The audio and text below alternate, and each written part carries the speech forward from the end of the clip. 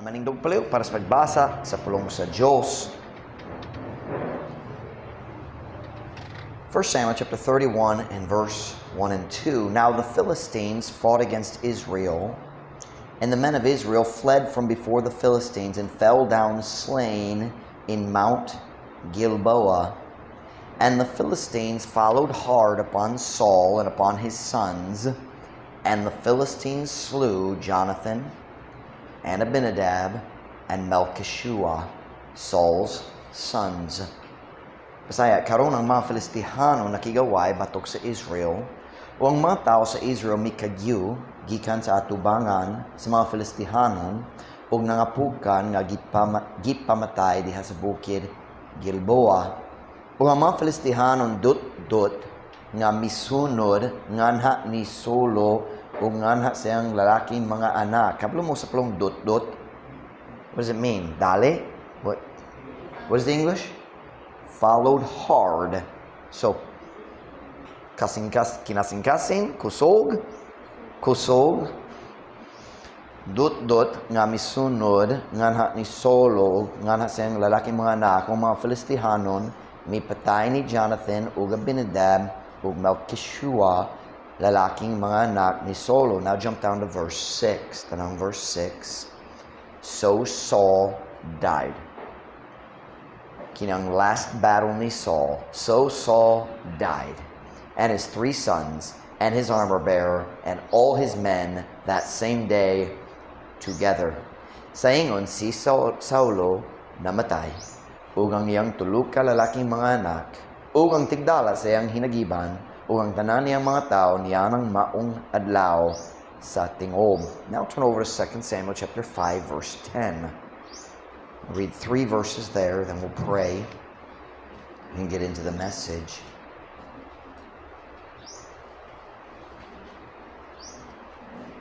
So who's in the nursery? Farah, Beth, and Flory. 2 Samuel chapter 5 verse 10. Kunana say amen? Amen. And David went on and grew great, and the Lord God of hosts was with him. And Hiram, king of Tyre, sent messengers to David, and cedar trees, and carpenters, and masons, and they built David an house. And David perceived that the Lord had established him king over Israel, and that he had exalted his kingdom for his people Israel's sake. Basaya, ug si David mipadayon, ug nahimong bantugan, ug ang Ginoo nga Dios sa mga panon, uban kaniya. Ug si Hiram, hari sa Tiro, mipadala og mga mensahero ngadto ni David, ug sidro nga mga kahoy, ug mga karpentero, ug mga mason, ug ilang gitukuran si David og usa ka balay. Ug si David nakamatikon nga ang Ginoo mipalig-on kaniya nga hari ibabaw sa Israel. O nga siya mipataas sa iyang gingharian tungod ugalang sa iyang katawhan nga Israel. The title sounds like a very sad sermon. It's not really a sad sermon, but you'll understand at the end why I've chosen this title. So my message, why did Jonathan have to die with his father? Because it doesn't seem fair. Murag dili justisya. Nga naman si Jonathan, ang higala ni gayud ni David, kinahanglan mamatay uban sa iyang amahan. Magampo na ta, dahil kung makalingkod para sa mensahe karon. Lord Father, would you please bless the preaching of your word right now? Would you fill me with your spirit as I preach? Would you help me, God, to say what our people need? Please, God, work in our hearts. Bless us, Father. We love you. Pray in Jesus' name. Amen. Pwede ka mo maglingkod. Ang kamatayon ni Jonathan, alang kanako, usa sa pinaka-luoy na sugilanon sa Biblia, pinaka-sad, pinaka-makaguol nga mga sugilanon diya sa Biblia. But most of the time, we don't really think about it. Mag-focus ta nga si Saul namatay, si David nahimong hari, kaya wala na si Saul, and there's a lot of complications, but we don't normally think much about Jonathan. Really, we don't know anything about the other two sons that are mentioned, si Abinadab o Malchishua. Wala tayo kahibalo kabayan nila, gamay kaayo. So tonight, I want to ask and answer the question, why did God allow Jonathan to die in the battle with his father? Nga naman ang Diyos nagtugo nga si Jonathan pod mamatay, diya sa guba uban sayang amahan. Now, tinuod man, si Saul ang ayan gayon nga mamatay. Daghang tuig, nagkinabuhi siya diha sa rebellion batok sa Diyos. Nagsulay siya, mo patay ni David kay nahibalo siya nga si David ang gipili sa Diyos nga nahimong sunod hari imbis ni Jonathan. Sakto ba? Imbis ni Jonathan. Saul knew that God had chosen David. Dili sa tibok story, but the further the story went along, si Saul, hina-hinay, nakasabot gayod, si David man ang gapili. Siyempre, si Saul ganahan nga si Jonathan ang iyang anak, mahimong sunod nga hari, ibabaw sa nasod sa Israel, and he didn't want David to be the king. Say, well, Pastor Mike, how do you know that Saul knew that David would be the next king? Giyon sa nato paghibalo nga si Saul nahibalo na gyud nga si David mahimong sunod nga hari diya sa nasod sa Israel. Let's back up early in the story to 1 Samuel chapter number 13. This is very early in Saul's reign. I think ang ikaduha or basin ang ikatulo nga tuig sa iyang paghari. Ang Diyos nagsugot ni Saul og siya nagtuman pero dili kompleto. Oh, actually, this is where he offered the sacrifice instead of Samuel. That's this part of the story. Later was where he didn't obey fully. But 1 Samuel chapter 13, verse 13, kung nana say amen? And Samuel said to Saul, "Thou hast done foolishly. Thou hast not kept the commandment of the Lord thy God, which he commanded thee. For now would the Lord have established thy kingdom upon Israel forever. But now thy kingdom shall not continue. The Lord hath sought him a man after his own heart, and the Lord hath commanded him to be captain over his people, because thou hast not kept that which the Lord commanded thee." Ug si Samuel miingon nga ni Solo, "Ikaw nakahimo og binuwang. Ikaw wala mi bantay sa sugo sa Ginoo nga imong Dios, nga ang gisugo kanimo. Kay karon, ang Ginoo unta molik-on sa imong gingharian nganha sa Israel sa kaangturan. Apan karon ang imong gingharian dili mo padayon." What is he saying? Ang imong anak dili mahimong sunod hari. Ikaw ang una, ang first and ang last. Gikan sa inyong pamilya, ikaw lang ang maghari. Imong gingharian, meaning the gingharian is based around the family of the king. Hari, the kingdom. It's built around the family and it passes to the son. He said, ang imong gingharian dili mo padayon. Ang Ginoo nangita na lang kaniya og uskataos, I would say uskataw nga subay sa iyang kaugalingon nga kasing-kasing. Ug ang Ginoo misugo kaniya aron mahimong kapitan ibabaw sa iyang katawhan tungod kay ikaw wala mibantay niya nang gisugo sa Ginoo kanimo. Ako musad nimo, si Saul wala gayud nalimot niya nang apulong ni Samuel. Ang Dios nangita na. Ang Dios nangita na og lain nga mupuli nimo ug sa kamatuoran mupuli sa imong anak. Imong anak dili gayud maghari kay ikaw nakasala. Si Saul nakasabot nga puhon-puhon ang Diyos mo pa kasi mo pabarog. Kayo mo pabarog sa lain nga mahimong hari imbis kaniya og imbis ni Jonathan. He would put an end to the kingdom of Saul. Now it's important for us to understand something here. Sa dihang si Saul, sa dihang first time, nagkaila siya ni David sa sinugdanan sa story, he loved David. Let's turn and take a look at it. 1 Samuel chapter 16 verse 21. Wala tayo mo lantaw sa tanan, pero ang Diyos nagkuha na sa iyang espiritu gikan sa kinabuhi ni Saul o nagtugo nga ang lain na espiritu magsakit, maghasol ni Saul aron kanunay siya ma-stress o upset, dali masuko, and he was bothered all the time. So, ang mga sulugon ni Saul nagsuggest nga sila mangita og tao nga hanas mag-play sa harp aron kung si Saul ma-stress na itong niyanak nga espiritu nga naghasol kaniya, kung na-stress na siya, di kini nga tao, bisan kita siya, maka-play sa harp o peaceful kayong music o makalma ng espiritu ni Saul. So this is the story. We're coming into that. And ang tao nagsuggest, hey, naitawag itawag David, kaya lamin niya, mayo siya, butan siya, o hanas kayo siya sa harp. So, si Saul nagsugo, and David came to Saul in the palace. 1 Samuel chapter 16, verse 21. Did I not tell you where we were going? 1 Samuel chapter 16 and verse 21.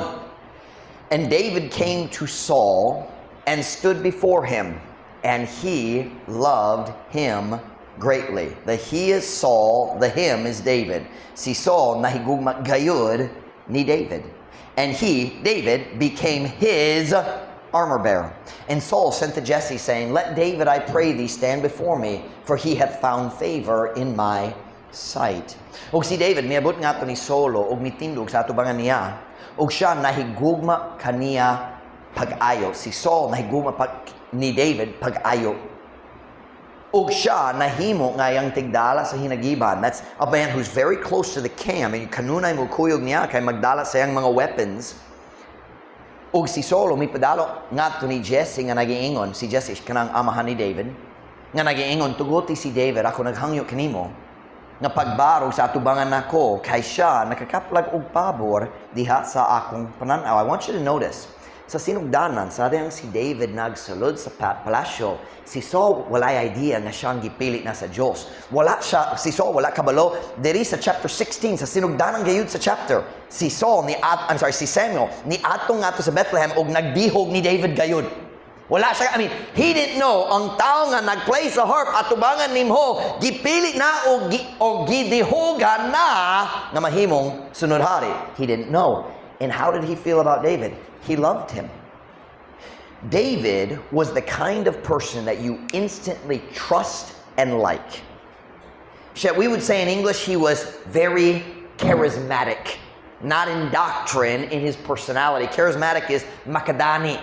Diretso ka ganahan niya, diretso ka magsalig kaniya siya, kana nga klase sa tao. Ang tao just ganahan mo sunod niya. Ug sa diyang nagsulod siya, ug nagtindog atubang ni King Saul, diretso si King Saul nahigugma niya. Everywhere David went, people loved him. Later, si Absalom, ang anak si David, samag yun niya na. He was very charismatic. Ang tao ganan niya, magsalig kaniya, ganan mo sunod niya. So si David, kipilit na ni Saul, kanunay mag-uban niya, mag-play sa harp at aron makalma ay ang espiritu. Dayon, for some reason, si David miuli na, we don't know all the details.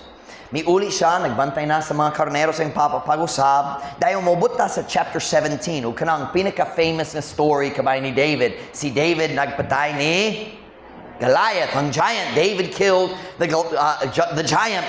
Dayon, sa katapusan sa 1 Samuel 17, diya sa sinugdanan sa chapter 18, makita na to ang sinugdanan sa paghigala ni David ug Jonathan. Go with me to 1 Samuel chapter 18 and verse 1. So si Saul nahigugma gayud ni David. Og diri makita na to si Jonathan pud nahigugma ni David. 1 Samuel chapter 18 and verse 1. Kuna na sa amen? And it came to pass, when he had made an end of speaking unto Saul, that the soul of Jonathan was knit with the soul of David, and Jonathan loved him as his own soul. Og kini nahitabo sa diya nga siya nakatapos na sa pagpakigsulti ngadto ni Saulo, nga ang kalag ni Jonathan nahiusa sa kalag ni David, og si Jonathan nahigugma kaniya ingon sa iyang kaugalingon nga kalag. Now, there's one thing we need to remember as we think about David and Jonathan. Kini ang pinakanindong nga pagkahigala sa tibok Biblia. We don't see any other friendship like this one. Pero kinahanglan ta mainumdum ni ini. Kung si Saul wala nakasala, si Jonathan unta mahimo gayon ang sunod hari. And he would have been a much better king than his father. Si Jonathan, kung siya mahimo na gayud ang hari sa Israel, mas mayo gayud siya kaysa yang papa. Saul was selfish, childish, bataot, petty, dali masuko, masinahon. Jonathan was none of those things. Jonathan was everything good that Saul was not. I don't know where he got it. He must have had a good mama, because his dad was awful. Pero dali nakita na to. Ang tao nga si Jonathan, unta mahimong sunod hari, og best friend siya sa tao nga gipili sa Diyos nga mopuli niya. Think about that. Now, for most of us, kana nga idea, imong best friend, mahimo ng hari, puli nimo. Kana us kapait nga tambal. Can I say that? A bitter medicine. That's bitter. Your best friend is going to take your job. Now, at this time, Jonathan didn't know yet, but later he would. But more importantly, si Jonathan dili dalo og mapagarbohon sama sa iyang amahan. Jonathan was very different. Jonathan was in every way a true friend to David. And David also was a true friend to Jonathan. So magpadayon ta sa story. Si Saul nahibalo tungod sa pulong ni Samuel. Ang adlaw mo bot nga ang Dios mo paparog sa lain mopuli kaniya o mopuli sa iyang anak diha sa paghari sa kingdom of Israel. So what do you think? Nagbantay siya kanunay.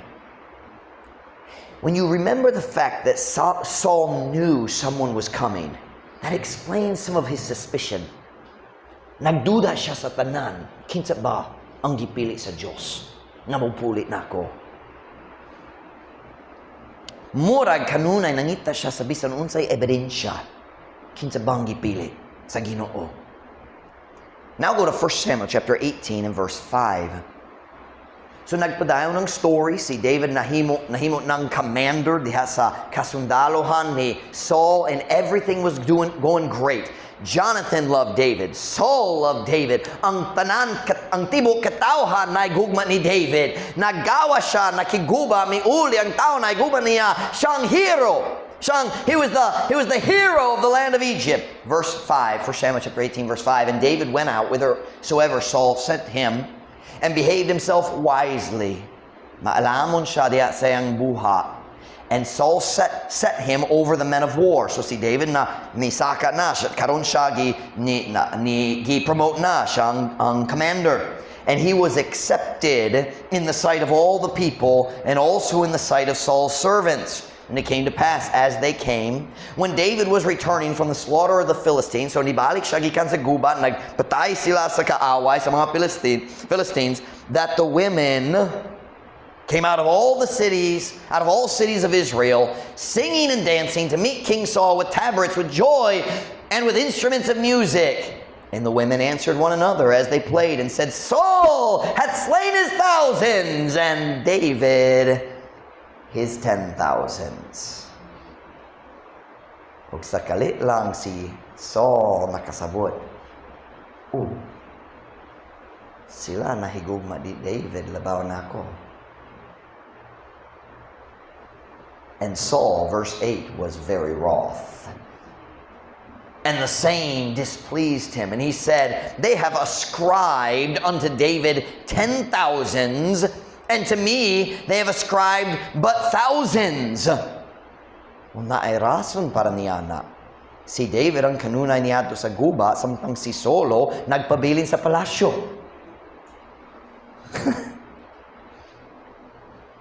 And look at the last sentence. And what can he have more but the kingdom? And Saul eyed David from that day and forward. Wala akong nag-copy and paste sa basay, kay taas ang akong gibasa dere. But what did Saul say? Silang tanan nahigugma o nagrespeto ni David labaw kanako. Unsa pay lain maangkon kaniya? Ang gingharian lang nakulang. Does that make sense? What is that? That's a man na hinumdum siya ang Diyos nangita na og lain. And the Bible says he eyed David. I think the sign is naniid. Nasabtan yung pulong naniid. It's the way Gillette looks at me when I call her short. No, I'm sorry. She doesn't do it like this. She does it like this.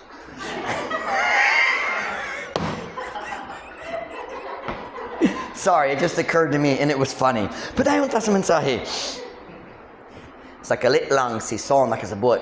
Si David dili usa ka general lang. Special siya. David is different.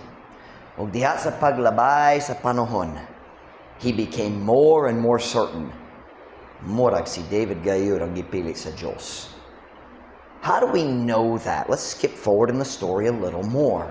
How do we know? Giyon ta nato paghibalo gayud nga si David, si Saul nagbana-bana, nakasabot na gyud siya. Go to 1 Samuel chapter 20 and verse 7.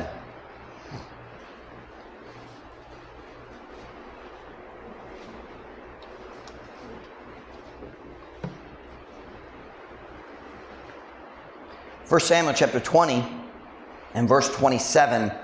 Kunanas, amen? And it came to pass on the morrow, which was the second day of the month, that David's place was empty. And Saul said unto Jonathan his son, Wherefore cometh not the son of Jesse to meet? To meet means manihapon ta, magkaon, sa meet would be pagkaon.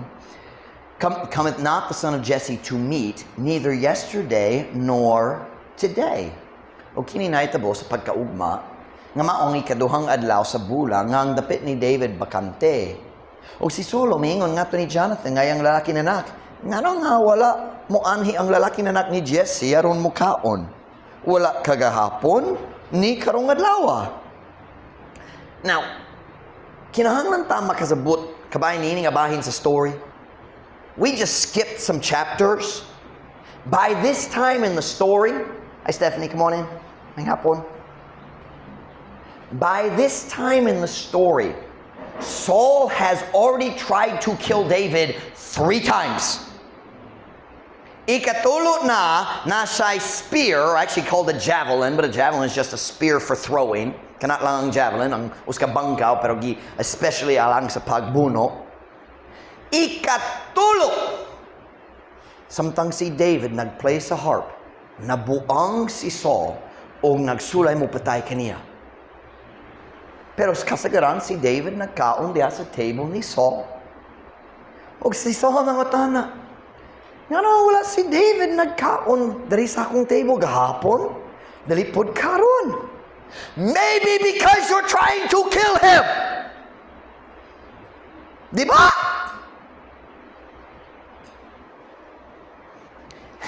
This is what they call in America, Ruth, gaslighting. Kita nakasabot sa pulong gaslighting. Dili ko magsulay magpasabot sa expression. Paparaglitan. Kung naay tao, magsulay gayud mo, sakit ni mo. Dayon sa sunod adlaw, sila magpakarong inong nga walay problema. Nga naman nasamot ka. Nga naman nasuko ka na ako. That's gaslighting. Trying to make you think that somehow nawala ang imong huno-huna. Nga nainumdum sa, walay problema sa mo, diba? That's what Saul's doing here. You tried to kill him 3 times. 3, not 1 time. Not 2, 3 times. Saul was a really bad aim. Wala siya'y kahanas. Pasi mas mayo maggamit ka sa espada. 3 times. And tanong verse 28. And Jonathan answered Saul, David earnestly asked leave of me. The word ask leave is nananghid.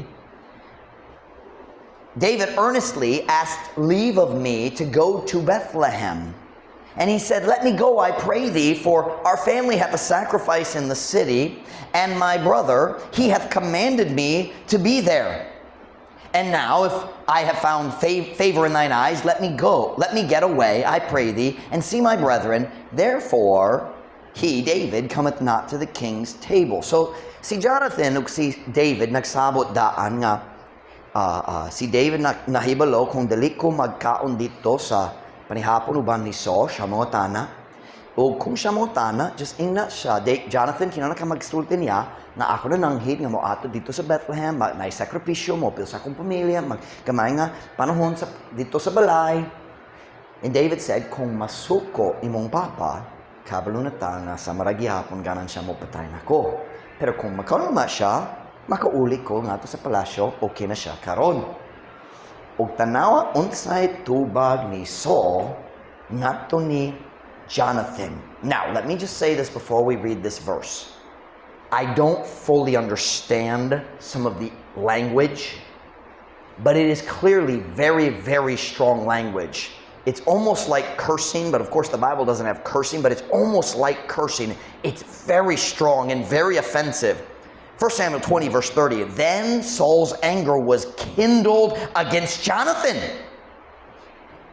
And he said unto him, Thou son of the perverse, rebellious woman, do not I know that thou hast chosen the son of Jesse to thine own confusion, and under the confusion of thy mother's nakedness?"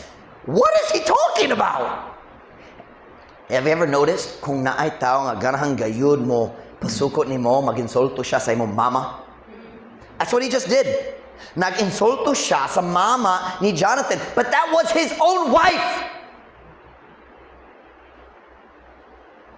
Buang siya sa iyang kasinaw, kasuko. Look at verse 31. Dali ko mabasa sa Bisaya. "For as long as the son of Jesse," kinsa bang son of Jesse? Kinsa nga anak ni Jesse? Si David. "For as long as the son of Jesse liveth upon the ground, thou shalt not be established, nor thy kingdom. Wherefore now send and fetch him unto me, for he shall die." Kay, samtang ang lalaki na anak ni Jesse, buhi nga na sa yuta, ikaw dali mulig-on ni ang imong gingharian. Tungod ni ini, pagsugo og data siya ngari kanako, kay siya sa siguro mamatay. Si Saul nakasabot, "Jonathan, dili gayud lig-on ang imong gingharian, basta lang buhi pa si David." Si Saul kabalo na, si David ang mupuli ni Jonathan. He knew. Ang gugma, wala na gyud.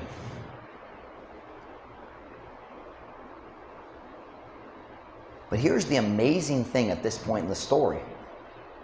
This wasn't news to Jonathan. Siya pud nahibalo. Think about that. Si Jonathan, niining abahin sa story, nahibalo na nga si David gipili sa Dios, ako dili gyud maghari, siya na lang ako ang magsuporta niya. Wow. Go with me to 1 Samuel chapter 23. We're going to skip forward 3 more chapters. 1 Samuel 23, verse 16. Si Jonathan nahibalo nga si David ang maghari, pero wala siya nasamo kabayan niya na. 1 Samuel 23, verse 16. Kining abahin sa story, si David nagtago diya sa usa ka forest, usa ka lasang, kakahoyan. 1 Samuel 23, verse 16, "And Jonathan, Saul's son, arose and went to David into the wood and strengthened his hand in God." Si David nagtago diya sa lasang, si Saul na dito sa gawas, nangita kaniya, wala kabalo asa siya, pero si Jonathan nagsulod nga to sa forest, og nagpalig-on ni David. Og si Jonathan, ang anak ni Saul, mitindog, og miadto ni David, nga to sa kakahoyan, og mipalig-on sa iyang kamot diha sa Diyos. But let's look at verse 17. "And he," that's Jonathan, "said unto him," David. And Jonathan said to David, "Fear not, for the hand of Saul my father shall not find thee, and thou shalt be king over Israel, and I shall be next unto thee. And that also Saul my father knoweth." Ug siya mayon ngadto kaniya ayaw kahadlok. Kaang kamot ni Solo nga akong amahan dili makakaplag kanimo. Ug ikaw mahimong hari ibabaw sa Israel. Ug ako mahimong sunod kanimo. Ug niya na usab si Solo akong amahan naga kahibalo. Jonathan was everything that his father was not. Kabalo siya nga ang Diyos nagpili sa iyang best friend nga mahimong hari imbis kaniya o wala siya nasamok. He was perfectly willing to be second to his best friend. Even though sumala sa balaod na siya'y katungod siya ang hari gyud, tungod sa kabubuton sa Diyos, o tungod na gugma siya ni David, he was willing to be second. If it was the Philippines, buot siya mag-vice president imbis sa president. Si Jonathan usa ka tinuod nga higala. The Bible says, a friend loveth at all times. Ang higala, ang uska higala na higugma sa tanang panahon. Can I ask you a question tonight? Pwede ba kong mga tanat nimo? Kung na ay mayong butang, na ay panalangin, nga gitinguha nimo lang sa imong kaugalingon. Pero kana mahitabo sa imong higala. Malipay ba ka lang kaniya? O magmasinahon? Can I say, daghang tao wala gayud nag-experience sa tinuod pagkahigala tungod na usa lang katawo nga gihigugma nila ang ilang kaugalingon. Jonathan loved David as his own soul. Can I ask you a question? Have you ever really loved anybody? Sugod na ba kang nahigugma gayod ni bisan kinsa? Turn with me to 1 Corinthians chapter 13 verse 4. 1 Corinthians chapter 13 verse 4. Dari makita na to ang description sa tinuod nga Diyos nung nagugma. The English word is charity. Sa last time, 2 or 3 months ago, may labay, nag-study ko ni Pastor Sulapa. Siyang gisulti na ko diha sa upcoming edited Visayan Bible, kaya nag-edit pa sila sa mga corrections. Sila nag-adjust sa pulong charity, kikan sa gugma, sila nag-add sa pulong Diyos nun. I agree with that. The word charity is Diyos nung gugma, dili tawhan nung gugma. Naidagan mo tang gitaw, gugma nga, why labo sa gugma. So I'm going to add the word Diyos nung because I know it's coming. We just don't have the updated version yet. 1 Corinthians chapter 13 verse 4. Kunana say amen? Amen. Charity suffereth long and is kind. Charity envieth not.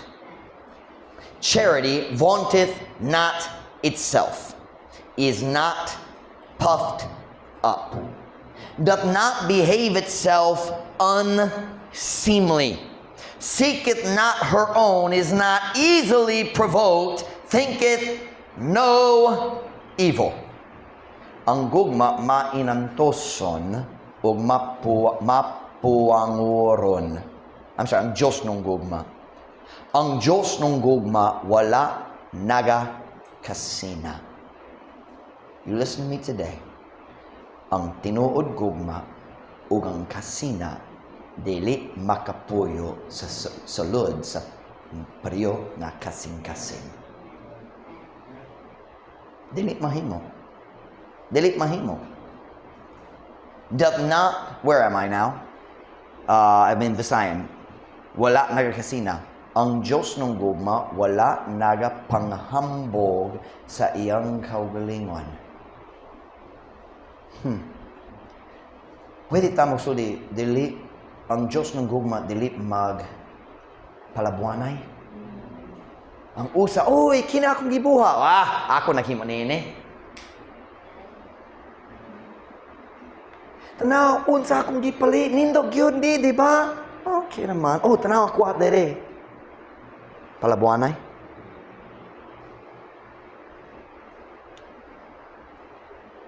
Kanunay magbalik sa conversation sa imong kaugalingon.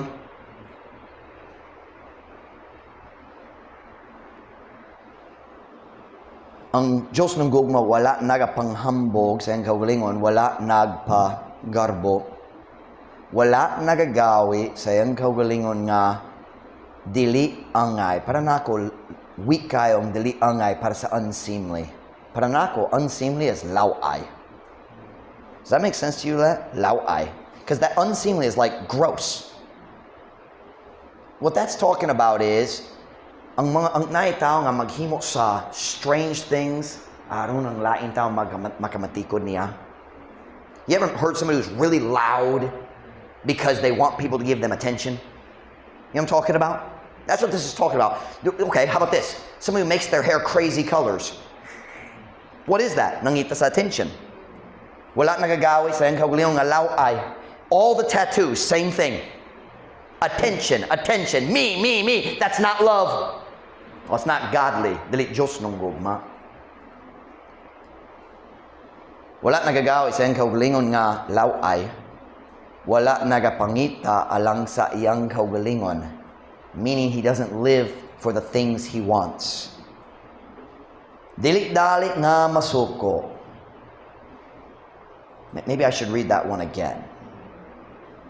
Ang Diyos ng gugma, dili dali nga masuko. Dili dali nga masuko. Wala nagahuna-huna og dautan. So mubalik ko sa akong original question. Is there anyone that you truly love like Jonathan loved David? Naba si bisang kinsa nga gigugma gayud nimo sa mga si Jonathan na gugma ni David? It's really easy to tell. Sayon kayo mukat-on kung nakay tinong nga gugma o ang imong gugma sa kamatuoran para sa imong kaugalingong ra. Many people love somebody else, but it's just because they give you what you want. So how do you know, giyon sa nimong paghibalo kung tinuod ang imong gugma, ang Diyos ng gugma, ang charity? It's real simple. Take the envy test. Go to the spiritual laboratory. Agape, that's a good one. Go to Agape Laboratory. And ask yourself a simple question. Kung akong higala, mukuha sa panalangin nga akong gitinguha alang sa akong kaugalingon, malipayon ba ko or masinahon? That answers the question if you have love or not. Do you get envious when good things happen to other people? Magmasinohon ba ko kung ay mayong butang nga may tabo sa uban? Okay. Nabay panahon nga kini nga hunuhuna mo. I don't know how to say it. This crosses your mind. How about this question? Nga naman siya, dali ko. Stop lying to yourself. You don't love people, you're selfish.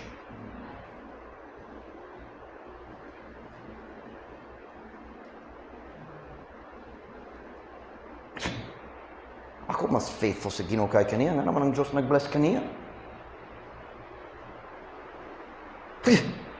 Nga naman si Pastor Mike nagtabang kaniya sa iyong financial. Kami po naglisod, pikipot sa mo.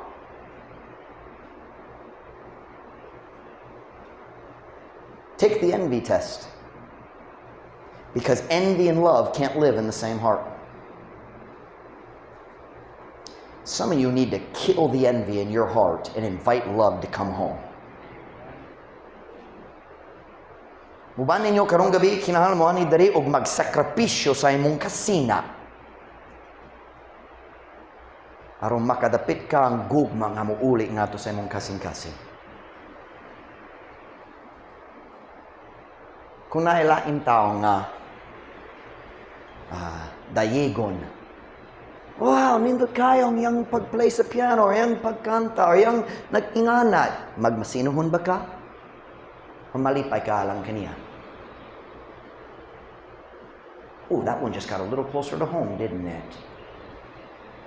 Dali lang kabayan sa mga financial. Napudlabo sa attention.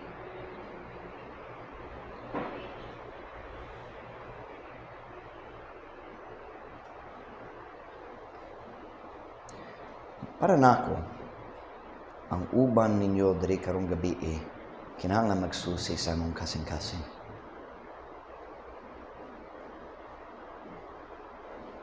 Nahigugma bagayud ka sa uban. Nahigugma bagayud ka sa imong mga higala. O nahigugma lang ka sa imong makuha gikan nila.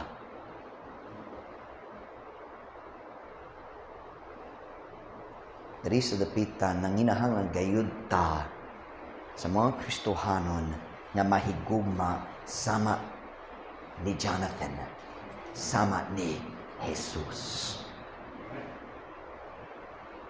Pero ang title sa mensahe karon, mao kini, ngano man si Jonathan kinahanglan mamatay uban sa iyang amahan, and we haven't answered that question yet. Buot siya magsuporta ni David nga ang sunod hari. Ngano man kinahanglan siya mamatay? Faithful siya hangtod sa katapusan. Ngano man kinahanglan siya mamatay?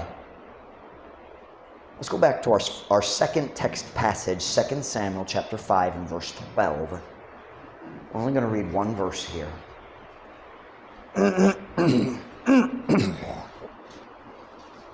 The reason's very simple, but it's hard for us to accept.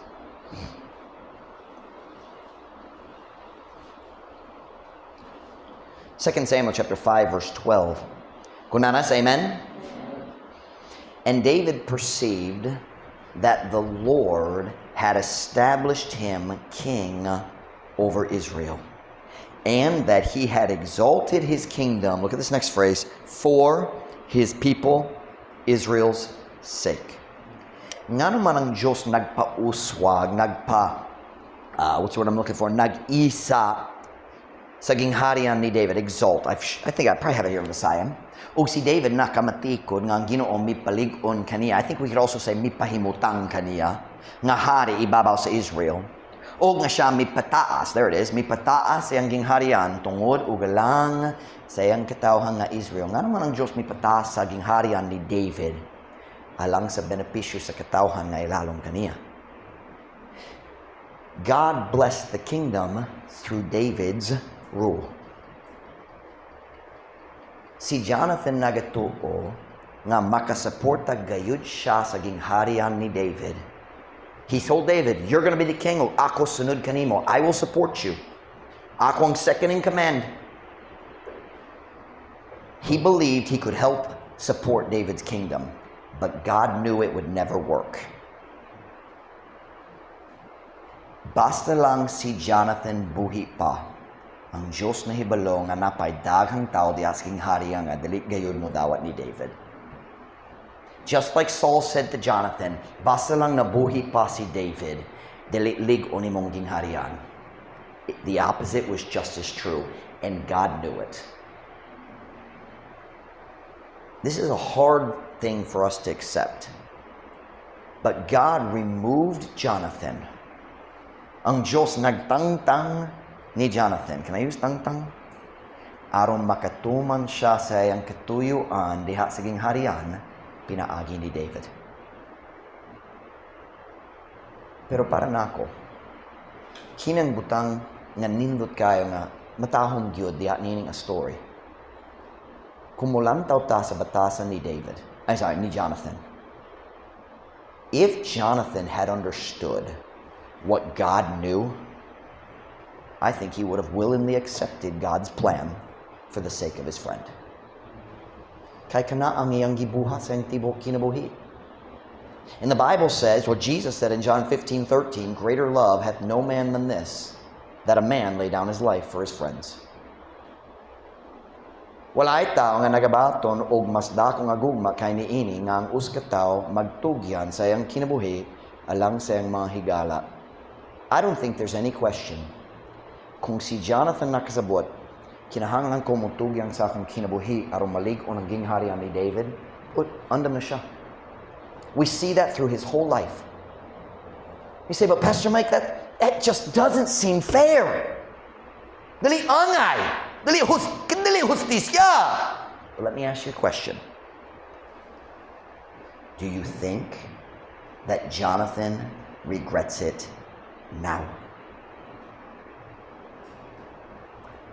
Sa dihang gipatay siya diha sa guba, tapos na yang pagantos, nibot siya sa langit, ang Diyos na yun, Jonathan Alisa, magpassport ko ni mo ang rason. Huna-huna ka nga si Jonathan nagmahay. I don't think so. May I say, God has a right to do what God wants to do, o kita walay katungod nga maghukam kaniya.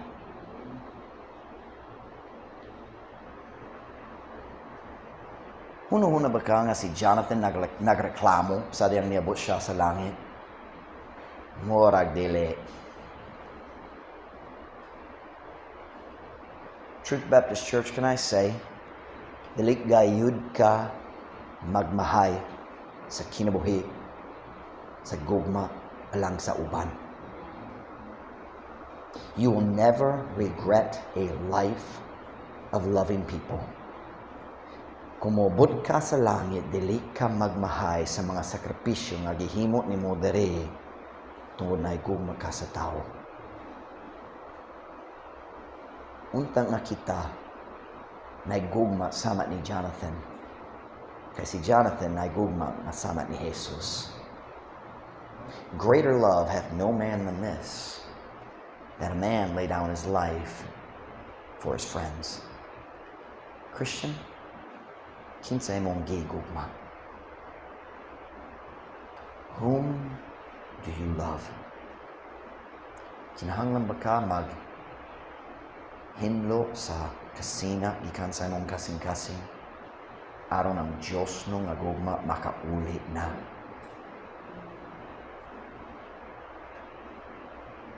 Nindot na ilustrasyon na lang kanato diya sa pagkahigala ni Jonathan. Faithful siya hangtod sa katapusan, and I promise, wala siya ipagmahay sa katapusan. O kung ikaw moabot sa langit, bisan na daghang kasakit diri kay kung sa kinin ka matuoran, kung may gugma ka sa tao, na daghang kasakit. Pero kung moabot ka sa langit, wag kay pagmahay. Whenever head bowed, every eye closed, dukong na mga ulo,